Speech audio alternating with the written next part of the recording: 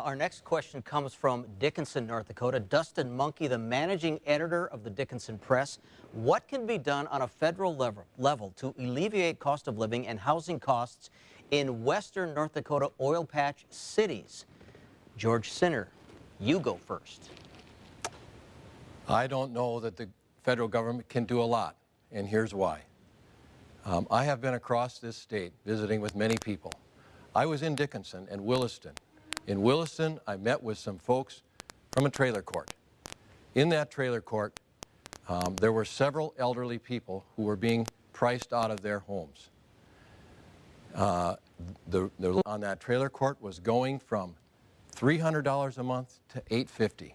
When asked about if they could buy the trailer court from the owners, they were told that they would, but they would sell it for $100,000 a lot on 175 lots. That's $17.5 million.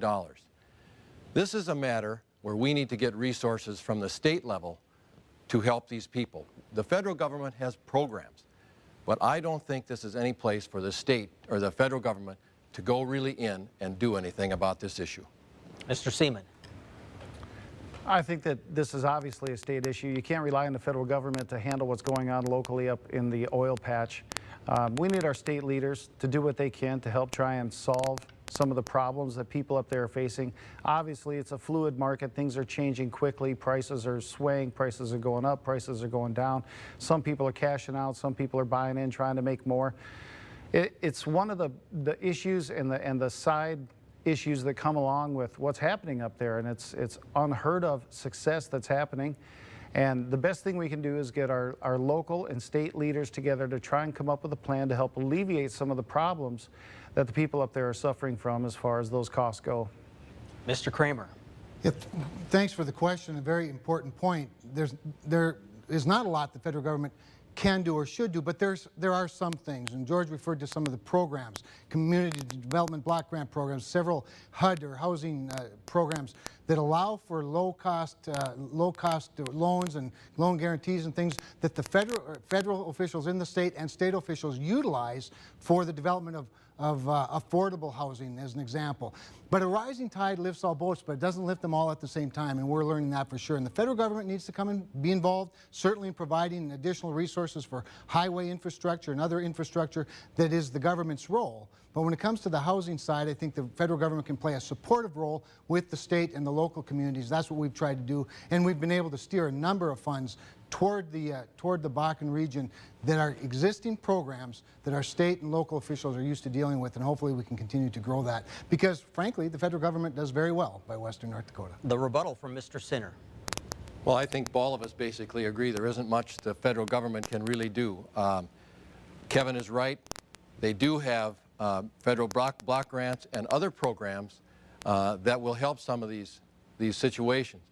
But the situation that I described is really dramatic and serious.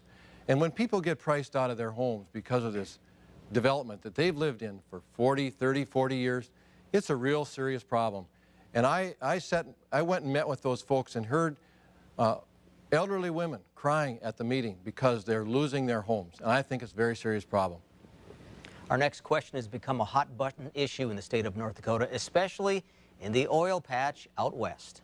I'm Kirsty Eilers. I'm from Fargo, and I guess the question that I would ask would be, how would you handle the sex trafficking that's been going on between the Twin Cities and the oil range?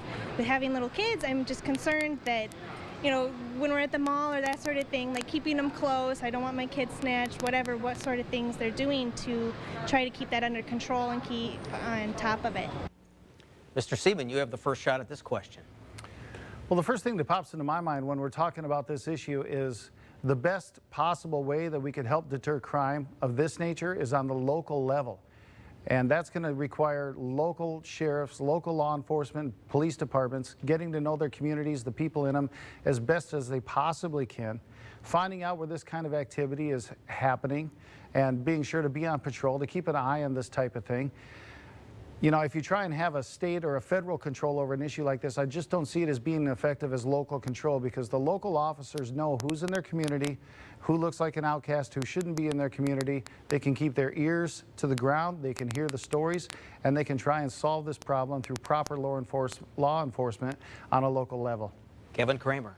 Yeah, thanks for the question. It's an important one. It's one that's very near and dear to my heart. There are some things the federal government can do. There are several things that the House of Representatives has done. In fact, we've passed 13 anti-sex trafficking bills in the House of Representatives this year. The United States Senate has passed one of those 13 bills. One of the main ones that I'm a co-sponsor of and I think is very important is that we need to change how we treat the victims of sex crimes so that they're treated like victims instead of being treated like defendants. That's one of the first bills that I've helped introduce that we need to pass. It also requires a lot of federal resources because you're talking about crossing state lines, and frankly, while you talked about Minneapolis down up to the Bakken, this is an international crime. It's prevalent in our world, not just in our country. In fact, most of it comes from outside of our country, so our intelligence sources, our FBI, other federal agencies working in concert, Jack's right, with local law enforcement officials, and the state needs to put a lot of resources into this as well so that we can first prevent them from happening, and if they do, find the perpetrators and find some help for the victims. George Sinner. I believe this is a very serious problem that the federal government needs to move in and help. And I'll say this about it. My opponent, Mr. Congressman Cramer here on my left, he voted and joined with a group that shut down our government last fall, causing serious problems for morale for the federal agents out in the patch. I spoke to our U.S. attorney about these issues, and he said it wasn't just that, it was the sequester, it's the budget cuts, it's everything that's going on.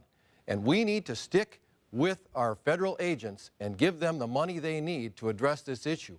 But we also need to get the state to push harder too. We need to address these issues with real international help, and also get our folks out there and fund them well, and don't shut down the government. That'll cause this morale problem and people to lose their cases in the middle of a big case. They just had to stop because of the shutdown. Jack Seaman, you have the rebuttal. I'm not exactly sure how we got the government shutdown on that question, but in any event, yes, people in Washington can pass laws and write laws and put laws on the books, but the bottom line and the main part of what I was trying to say is that the only way to properly enforce those laws is on the local level, local control, local officers knowing what's happening in their community, I think is the best way to start to combat this. Still to come on our debate tonight, questions about money in politics, funding Social Security, and much more when we come back.